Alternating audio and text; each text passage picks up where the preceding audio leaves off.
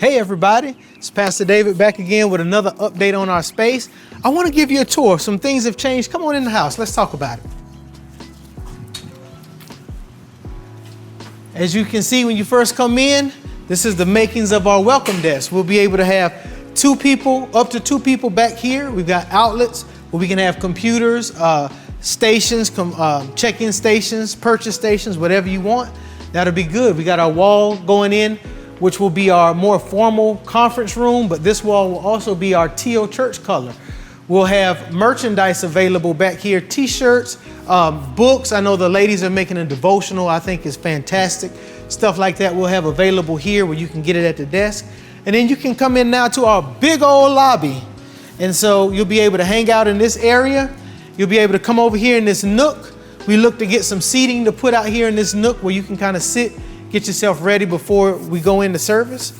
And then we're going to take a split here, but first we're going to go this way. And then not far though, we're going to turn around in a second. You can come in this door, big door, and boom, you'll be right in the sanctuary. Right in the sanctuary, ready to praise, worship, pray. Whatever we need to get through to God will be available right here in this space. But before we go there, let's take a look down the hall. This is a hall, I call it the hall of reflection. Now, I don't know, that don't mean nothing, but just as I walk down this hall, I always think about my walk and where we come from and where we're going. So just what I call it, but you know, it's nothing there. But in here will be what we said are more formal of the two meeting rooms. It'll have a sink over here, a little kitchenette area and a cabinet, but we'll have a big conference table right here. We'll have a TV up on the wall to share presentations, and people can come in here, the church can come in here, and we can brainstorm ideas, put together plans of how we're going to impact the community. And then right on the outside will be our water station. There'll be cups available where you can get water here, hot, room temperature or cold will all be available right here. So that's good. As we keep going down the hall, ladies, you'll have a place to put your purse down if you need to or whatever. And we got some storage up under here. My cabinet acting like that. Some storage under here, but there'll be 3 stalls for the ladies. We got the fans working and fixed. That was a big deal to make sure we had fans in the bathroom. But this first stall will have a wall that goes from here all the way to here. This will be for ADA. If there's someone with a wheelchair, they can drive straight into the stall, turn and do what they need to do. Got another stall here. But in this corner, this is where the action is. So we had to put another stall for the ladies. So we had to drill through the concrete, dig up all the dirt, put it out, and then we're going to mount a toilet back there. So that'll be a 3rd stall with a door right there for the ladies. See, we on the concrete floor. It ain't like you can just go concrete to dirt. So we had to cut through the concrete. Then we had to get sledgehammers and bust through the bottom layer of the concrete. So over here, dang, I'm down in here. You see, we had to use a saw to cut right here to right here is the first level. Then we had to use sledgehammers to bust from here to here, the 2nd level. So all of that right there was concrete that we had to remove before we could get to the dirt. Then we had to dig the dirt out down to this pipe, and I probably need to uncover some of it before the inspector comes. But down to this pipe so we can run to put the new toilet in there.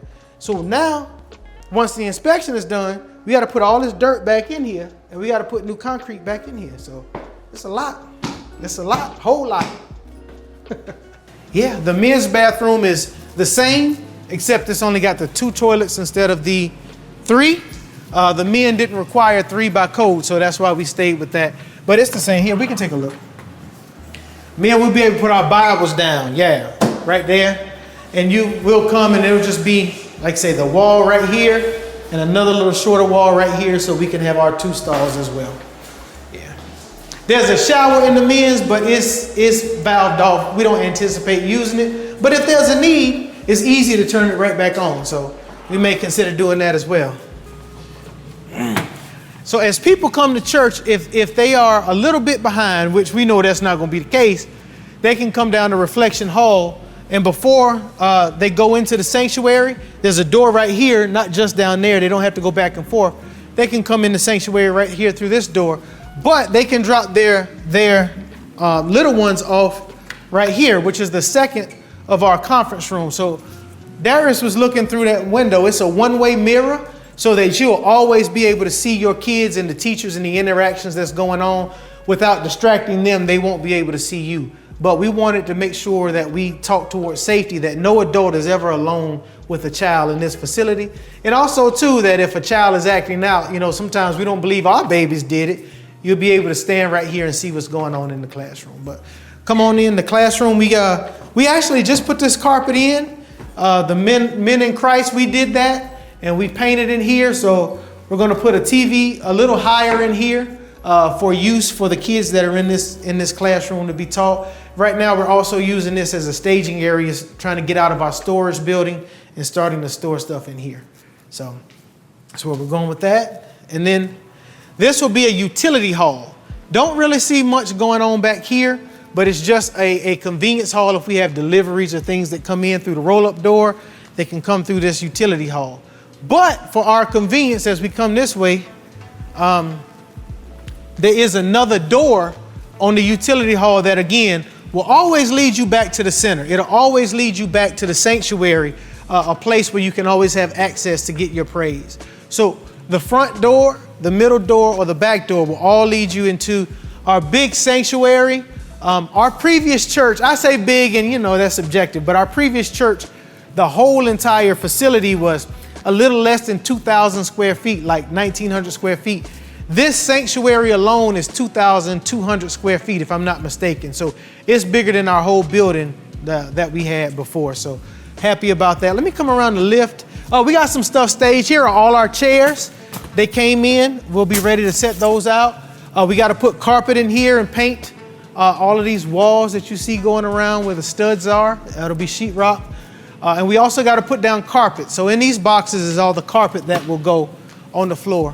But in here, off to the stage, we'll have a pretty big storage room back here where we can keep stuff we need. We may have a little small refrigerator for drinks for guests. Though we're not going to be doing a lot of eating and drinking in this new sanctuary, maybe water only. We don't want no stains. It's going to be brand new. But yeah, we'll be able to store things back here. And then between these two columns will be our stage. Now, check this out. Stage is 20 feet wide, and it comes out from the wall 10 feet. So you guessed it, 20 feet by 10 feet. That sounds like 200 square foot just the stage alone for me. That's 10% of our whole old building will now be staged, which means we can have our praise team back. We got space to fit everybody. We can even have a choir. We can accommodate whatever's needed here on this stage.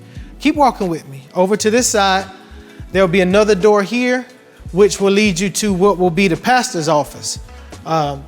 Sitting here, we'll have a ceiling. We have outlets, data, whatever we need in here. Light so you can see out for inspiration. We'll have some chairs in here so we can, talk back and forth. Of course, we'll paint and everything, but right now it's coming together. Got the light switches, got the power outlets, got the data outlets, and it's coming together. It's coming together. Another cool thing that we did with the design team is this wall right here is windows. So this helps get some natural light into the facility, but we wanted to protect the safety of everybody while we worship. And so what we did is we found a window covering that is transparent to light, but is opaque for vision. So you can clearly get the light from the outside, but you can't see what's going on outside, and people outside can't see what's going on in here.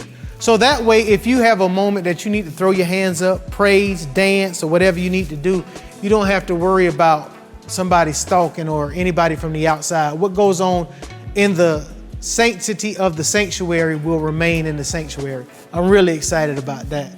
And then one last thing is we'll have another smaller storage closet over here.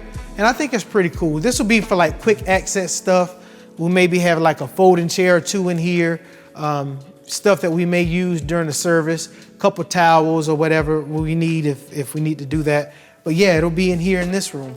And so it's coming together. As we keep walking, we go right back out. This will again be the main door into the lobby area, down the reflection hall. And yeah, at the greeter at the desk, security at the desk, access to the conference room, and we'll be here. But yeah, so it is happening. it is coming along. There is a lot of work going on. You see the walls. What you don't see is they had to pull over 2,000 feet of wiring into this facility to accommodate the lighting, the cameras, the electrical outlets. Over 2,000 feet of wiring is in this facility right now. And you don't see it because they put it in the walls. They put it up above the ceiling in the rafters. We had to add, I think it was 10 additional lights to what we already had here. And so it's coming along. So y'all keep praying, keep giving, keep talking to people about Strong Tower and what we do. Keep pushing. It's coming together. We hope to be here soon. I'm hoping in the next 4 to 6 weeks, if everything continues to go well, we ought to be able to come together and formally worship in our new space. So this is where we are. This is our update as of now. We'll do another one in a few weeks when we're closer to finish, but it's coming together. So appreciate everybody. Continue to support, and we'll see you soon.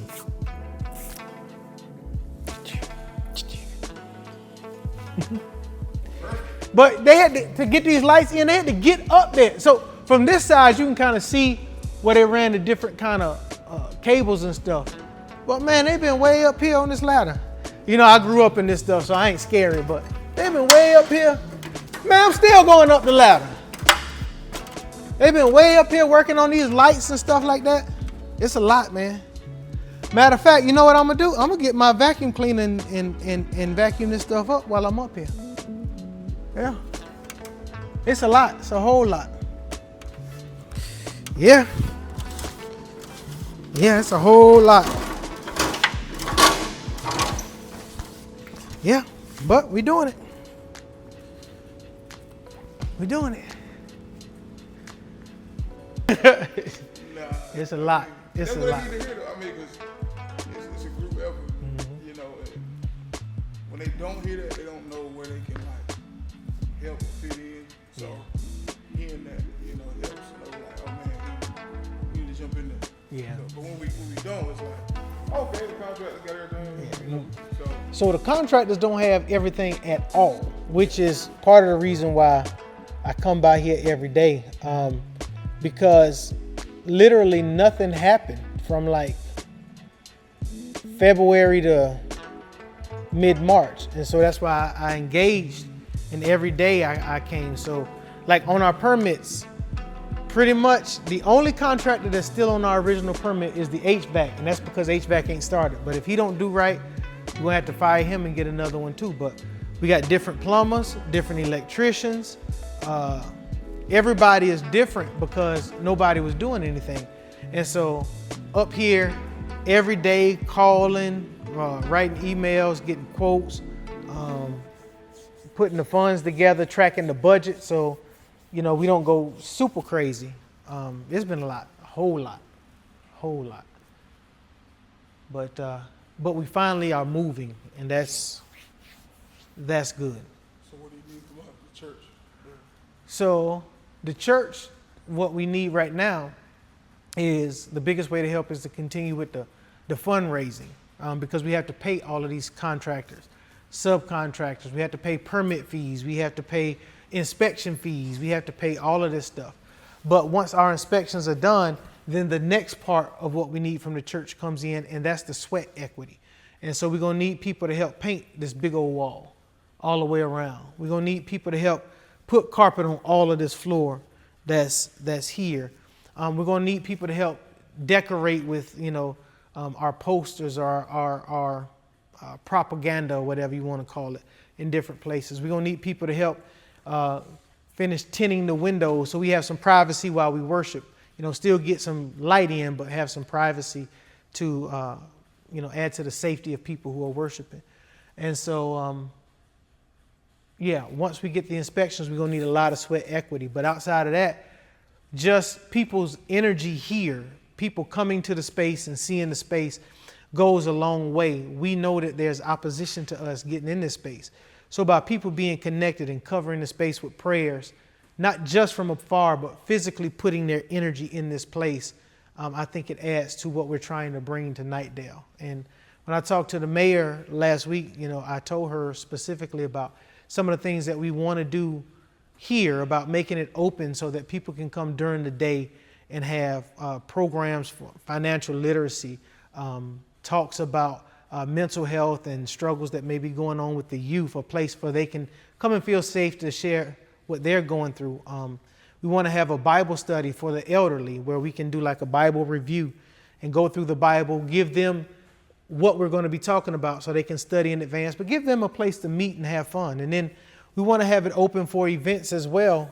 Now, we're not trying to have no block party or nothing like that, but, symposiums,